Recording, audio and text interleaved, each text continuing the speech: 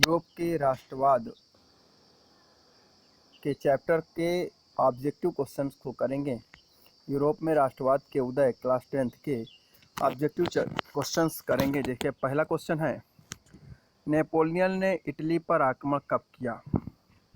Napoleon ने Italy पर आक्रमण कब किया?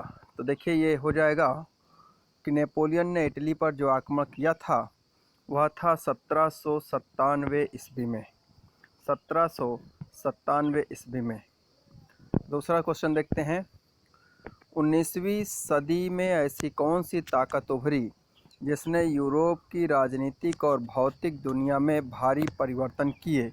तो सीधी सी बात है, आपको पढ़ाया गया था राष्ट्र राज्य का उदय या राष्ट्रवाद का उदय। तो राष्ट्रवाद, नेशनलिज्म या राष्ट्र राज्य का उदय इसका आंसर होगा। सी नंबर है, निम्नलिखित में से कौन सा लक्षण नेपोलियन संहिता का लक्षण नहीं था? जन्म पर आधारित सुविधाओं का न होना। ये बात सही है कि नेपोलियन ने जन्म पर आधारित जन्मजात विशेषाधिकारों को समाप्त कर दिया था। संपत्ति का अधिकार उसने दिया था, संपत्ति का अधिकार और कानून के समक्ष समानता का अधिकार उसने दिया था। सबके लिए वयस्क मताधिकार, ये गलत है, क्योंकि नेपोलियन ने कहा था सिर्फ पुरुषों के लिए मताधिकार होगा, सबके लिए वयस्क मताधिकार की बात उसने नहीं की थी। चौथा क्वेश्चन देखें, वियना कांग्रेस किस वर्ष आयोजित हुआ था? तो वियना कांग्रेस आपको साफ पता है 1815 में हुआ था, जिसकी अध्यक्षता या जिसके प्रेसिडेंट ड्यूक मैटरनिख थे। जिसके प्रेसिडेंट कौन थे? ड्यूक मैटरनिख थे। अगला पांचवा देखेंगे कि निम्नलिखित में से कौन वियना संधि से संबंधित है? तो सीधी सी बात है, ड्यूक मैटरनिख है जो इसके नेतृत्वकर्ता या प्रेसिडेंट या अध्यक्ष थे। नेपोलियन युद्धों के दौरान हुए बदलावों को खत्म करना किस संधि का उद्देश्य है?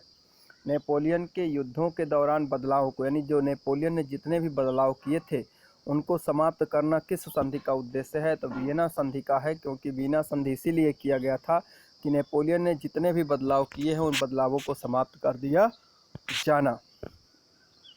सातवां क्वेश्चन है, किसने कहा था कि जब फ्रांस सीखता है तो बाकी यूरोप को सर्दी जुकाम हो जाती है? तो ये कहने वाला ड्यूक मैटरनिख है। जब 1830 की क्रांति के बाद ब्रुसेल्स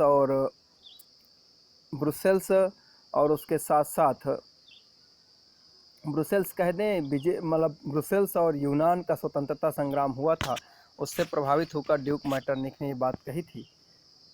आठवां क्वेश्चन देखेंगे, किस संधि ने यूनान को एक स्वतंत्र देश के रूप में मान्यता प्रदान की? तो कॉन्स्टेंटिनोपल की संधि है, जिसके तहत स्वतंत्रता प्रदान की गई थी।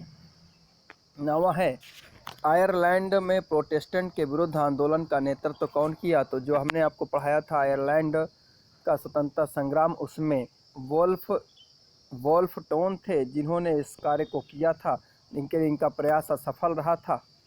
आगे है, आंखों पर पट्टी बांधी हुई तराजू लिए हुए महिला किस बात का प्रतीक है?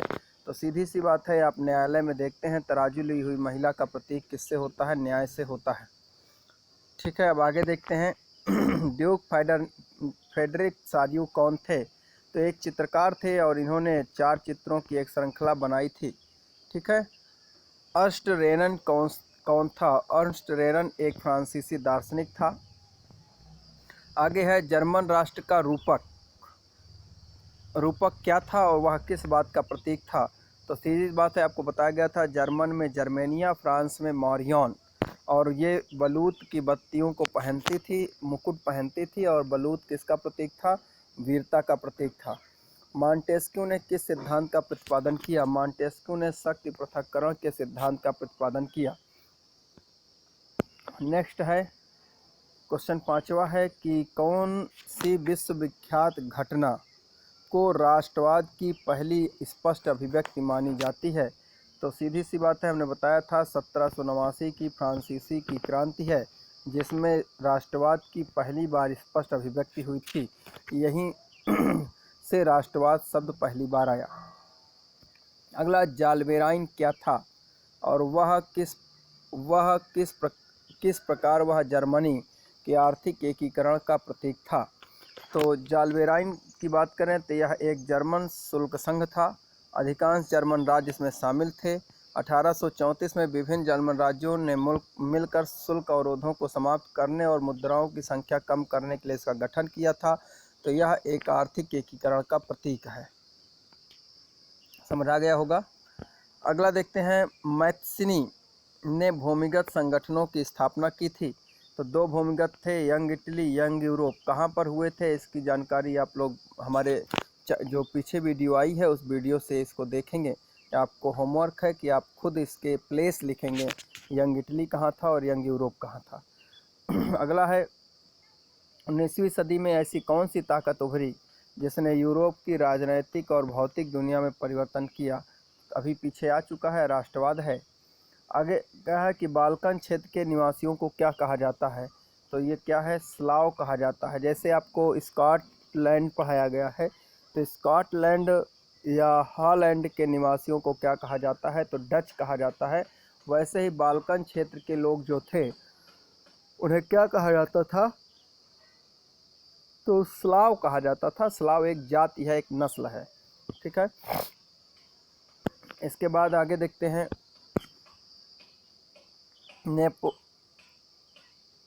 इसके बाद देखते हैं आपको कुछ लघुत्तरी प्रश्नों को देखना है।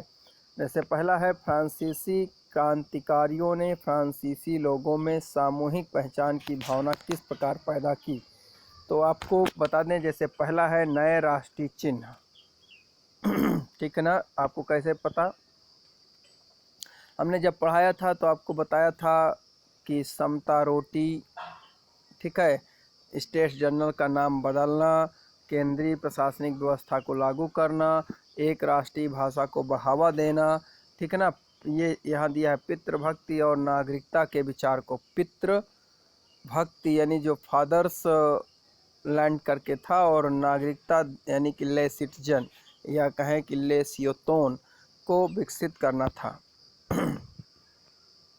नेपोलियन के प्रशासनिक क्षेत्र में क्रांतिकारी सिद्धांतों का समावेश किया जिसने पूरी व्यवस्था को अधिक कुशल और तर्कसंगत बना दिया। समीक्षा करना है तो नेपोलियन की संहिता आई थी और इसके तहत ग्रामीण और प्रशासनिक व्यवस्था में सुधार, शहरी क्षेत्र में सुधार किया गया और व्यापार के क्षेत्र में सुधार किए गए थे। इसलिए आगे देखते हैं कि यूरोप के राष्ट्र के विचार के निर्माण में संस्कृत ने किस प्रकार महत्वपूर्ण भूमिका निभाई। तो आपको एक संस्कृत वाला हमने पाठ पढ़ाया था, वहीं से आप देख लीजिएगा कि कला, काव्य, साहित्य, संगीत का प्रयोग, लोकगीत, जनकाव्य का, स्थानीय बोलियों का प्रयोग, भाषा का। तो जो हमने रूमानीवाद पढ़ाया था, रूमानिज्म, उससे आपको देखना है रूमानिज्म की ही बात यहाँ पर की जा रही है। अगला है, जर्मनी के एकीकरण की प्रक्रिया का वर्णन करना है।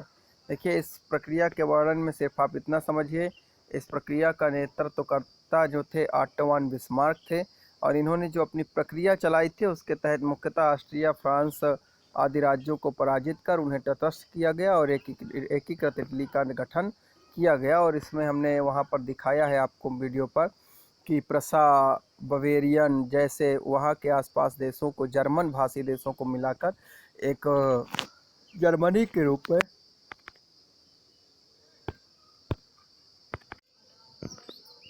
ठीक है। इटली के एकीकरण की बात करेंगे। इटली के एकीकरण की प्रक्रिया भी आपको संक्षेप में बताई गई थी। तो यहाँ पर आपको कैसे समझना है, इटली के एकीकरण की प्रक्रिया में काबूर जो था वो सार्डिनिया पीटमांड का प्रधानमंत्री था और फ्रांस से संधि इसने की थी, और उसके परिणामस्वरूप 1859 में इसने ऑस्ट्रिया को पराजित करने में सफलता प्राप्त की। दूसरा काम हुआ कि मेडोना, टटस्की, पार्मा आदि का जनमत संग्रह द्वारा सार्डिनिया में विलय किया गया। तीसरा, गैरिबाल्डी द्वारा सिसिली व नेपल्स पर विजय की गई। चौथा, वेनेशिया और रोम पर अधिकार किया गया। और 1871 में पोप से समझौता करने के बाद एक एकीकृत इटली का उदय किया गया।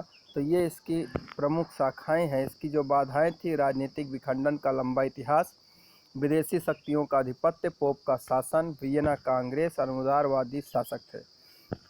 इसी प्रकार ब्रिटेन में राष्ट्र निर्माण की प्रक्रिया लंबी चली।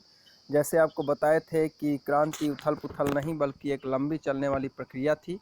जैसे पहले नजातियों की पहचान आपको बताए थे, नजाति में स्कॉट, आयरिश, जो स्कॉट थे, आयरिश थे, ये सभी इसके अंतर डच थे, आते थे। 1688 में राजतंत्र से संसद की ताकत छीनी गई। 1707 में आयरलैंड 1707 में जो यूनाइटेड किंगडम ऑफ ब्रिटेन का गठन हुआ, जिसमें नीदरलैंड को विलय किया गया, स्कॉटलैंड पर प्रभुत्व, और 1801 में आयरलैंड को ज़बरदस्ती मिलाया गया। फिर नए ब्रिटिश राज्य का निर्माण, आंग्ल संस्कृत का दबदबा बनाया गया, राष्ट्रीय प्रतीक 3 झंडों आदि का विस्तार किया गया, इनका प्रचार प्रसार किया गया। वहाँ पर आपको अच्छे से वीडियो पर एक बढ़िया से बताया गया है, वहाँ से आप लोग इसे देखेंगे। अब आगे है 1804 की नागरिक संहिता के प्रावधानों को देखेंगे।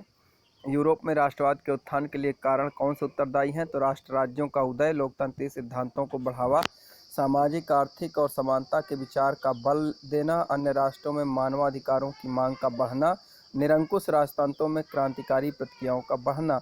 इसके कारण यूरोप में राष्ट्रवाद उदय के लिए उत्तरदायी कारण थे। 8वां देखिए, फ्रांसीसी क्रांति न केवल फ्रांस पर अपितु पूरे विश्व पर गहरा प्रभाव पड़ा। समीक्षा करना है तो फ्रांस का प्रभाव क्या था? लोकतांत्रिक शासन की स्थापना, लोक कल्याणकारी कार्य, स्वतंत्रता, समानता, भ्रातृत्व की भावना। ये याद रखना है। फ्रांस की क्रांति 9th में आप पढ़े होंगे। तो फ्रांस की क्रांति ने क्या किया था? स्वतंत्रता, समानता और भ्रातृत्व की भावना का उदय किया था। ठीक है ना, समझ आ गया होगा। तो आगे है नवीन कानूनी संहिता को लागू करना, नेशनल असेंबली का गठन किया गया, आर्थिक एकीकरण किया गया, कानून और संपत्ति के अधिकारों को सुरक्षित किया गया। तो इस प्रकार से मध्यम वर्ग का उदय हुआ, उदारवादी विचारधारा विकसित हुई, यूनान में स्वतंत्रता संग्राम, भाषा संस्कृत की भूमिका और जन विद्रोहों के प्रभाव के कारण यह हर जगह तक पहुंच पाया, या प्रत्येक स्थान तक ही पहुंच पाया। अगला है 1804 की नागरिक संहिता के प्रावधानों का उल्लेख करना है। तो ठीक है, जन्मजात विशेषाधिकारों को समाप्त किया गया, संपत्ति के अधिकारों की बहाली की गई, सामंती व्यवस्था को समाप्त किया गया, यातायात संचार की व्यवस्था में सुधार की गई, नाप तौल प्रणाली में एक स्वरूपता लाई गई और एक राष्ट्रीय मुद्रा का संचालन किया गया। यूरोप के कुलीन वर्ग की विशेषता बताना है। कुलीन वर्ग की विशेषता क्या थी? भूस्वामी होते थे, कूटनीतिक नीतियों का प्रयोग करते थे, आपस में ही वैवाहिक संबंध बनाते थे, और उच्च वर्गों के बीच फ्रेंच भाषा का प्रयोग होता था, और इन्हें किसी भी प्रकार का कर देने से छूट होती थी, कोई राज्य को कर नहीं देना पड़ता था। अगला है वियना संधि के उद्देश्य क्या थे? इस प्रस्ताव व व्यवस्थाओं का वर्णन करना है।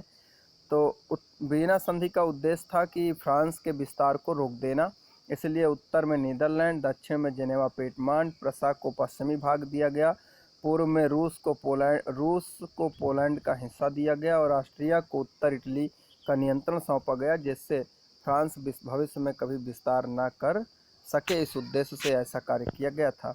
आपसे पूछा जा सकता है कि वियना संधि के तहत फ्रांस के विस्तार को रोकने के लिए क्या सुझाव किए गए या क्या प्रस्ताव लाए गए? तो सभी यही प्रस्ताव होंगे। अगला है यूरोप में उदारवादियों द्वारा समर्थित राजनैतिक, सामाजिक, आर्थिक आदर्श क्या थे?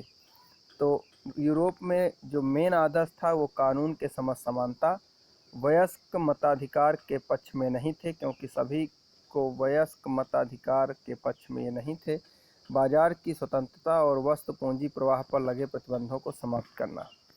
नेक्स्ट है औद्योगिकीकरण की वृद्धि ने किस प्रकार यूरोप के सामाजिक और राजनीतिक समीकरण बदल दिए? तो पश्चिमी और मध्य यूरोप के हिस्सों में औद्योगिक उत्पादन और व्यापार में वृद्धि हुई, शहरों का विकास और वाणिज्यिक वर्गों का उदय हुआ, श्रमिक व मध्यम वर्ग का उदय हुआ, कुलीन विशेषाधिकारों की समाप्ति के विचारों को लोकप्रियता मिली। लास्ट है यूरोप में राष्ट्रवादी संघर्षों में महिलाओं की भूमिका। तो बताया गया था कि अनेक संगठन बनाए हैं। पिछले क्लास में 9th में आप जो रेवोल्यूशनरीज हैं ओलंप द गूज, उनके बारे में पढ़ा होगा। तो यहाँ ओलंप द गूज के बारे में जानना है। समाचार पत्रों का प्रकाशन हुआ, मताधिकार इनको नहीं प्राप्त थे, उसके लिए उन्होंने संघर्ष किया, बैठकों में प्रदर्शन हिस्सा नहीं दिया जाता था, लेकिन जब फ्रैंकफर्ट संसद बुलाई गई तो उसमें पीछे इन्हें दर्शक के रूप में खड़ा किया गया। अभी और क्वेश्चन है, देखते हैं। आगे है, यूरोप में 19वीं सदी में यूरोप में राष्ट्रवाद की लहर के कारण क्या थे? तो जनता पर अत्याचार, निरंकुश शासन व्यवस्था, उदारवादी विचारों का प्रसार, स्वतंत्रता, संबंध, समानता और बंधुत्व के नारा को बढ़ना और शिक्षित वर्ग की भूमिका। 1815 से 1914 के दौरान अंतर्राष्ट्रीय आर्थिक विनिमय केंद्रों के 3 प्रवाहों का विस्तार करना है। तो वस्तु का प्रवाह, पूंजी का प्रवाह, लोगों का प्रवाह। दास व्यापार होता था, इसलिए लोगों का भी प्रवाह किया जाता था। फ्रांसीसी क्रांति ने सामूहिक पहचान का भाव, पहले पढ़ चुके हैं, पितृनागरिकता शुरू में। चलिए अब यहाँ से रिपीटिंग है, आपके क्वेश्चन पूरे हो गए। तो ये एक्सरसाइज थी, इसे आप लोगों को देखना है, कर लेना है और याद करके आना है।